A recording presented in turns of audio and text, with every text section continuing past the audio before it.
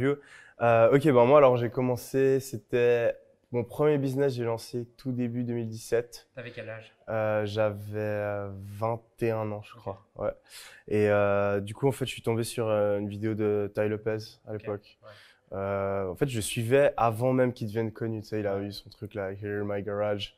Avant tout ça, donc je le suivais, j'adorais ce qu'il faisait, je raisonnais avec lui, mais je n'osais pas acheter une formation à 1000 $. Et puis en fait, j'ai eu mon premier examen. Dans ma tête, en fait, j'avais complètement foiré et j'avais travaillé comme un malade. Et en fait, ben à ce moment-là, je me suis dit, ouais, j'en ai marre des études, il faut que je trouve quelque ok, chose d'autre, quoi. C'est pas avec ça que je vais réussir. Et du coup, ben j'ai acheté la formation. En fait, j'ai pris la carte de crédit de ma mère, j'ai acheté, dépensé 1000 $. Le lendemain, j'étais là où j'ai fait une énorme connerie et au final, après, j'ai commencé à appliquer. La formation n'était pas si bien que ça, mais c'est juste au final, ça m'a montré rien. Je suis rentré dans le groupe Facebook, j'ai vu il y avait plein de ouais, résultats, etc. Et rien que ça m'a montré que c'était possible. hmm, Du coup, ben voilà, je suis allé parler, j'ai trouvé mes clients. Et puis voilà, en 3 semaines, j'en faisais genre entre 1000 et 2000 euros par mois. Et là, j'ai vu que c'était vraiment possible, que le business en ligne, c'était possible, peu importe âge, compétences, hmm, etc., etc. Et après, j'ai vu qu'il y avait certains trucs qui me plaisaient pas trop dans ce qui est agence de marketing digital, le fait de dépendre de gros clients, ouais, etc. Après, je sais que c'est des trucs qu'on peut plus ou moins résoudre si on choisit le bon client, on travaille de la bonne manière, etc. Mais à l'époque, il n'y avait pas beaucoup d'informations.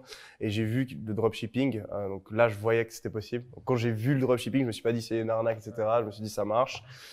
Et j'ai vu vraiment que c'était parfait pour moi parce que voilà, pas besoin forcément. Je peux faire ça depuis mon ordinateur. Je peux faire croître mon business de manière infinie presque.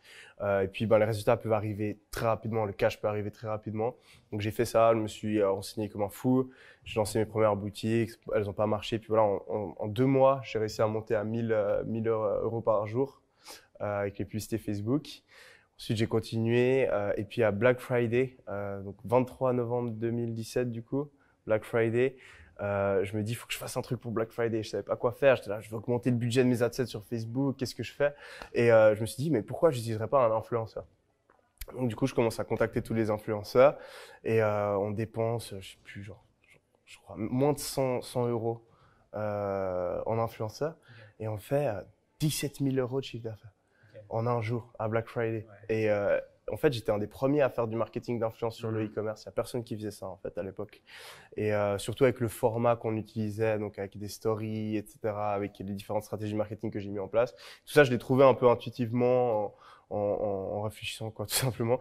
Et ben là, j'ai vu que j'avais vraiment quelque chose d'incroyable. Parce que après, j'ai dépensé 300 euros, j'ai fait 24 000 euros de, de chiffre d'affaires direct après. Et là, je savais que j'avais un truc de fou. Donc, j'ai foncé sur cette opportunité-là.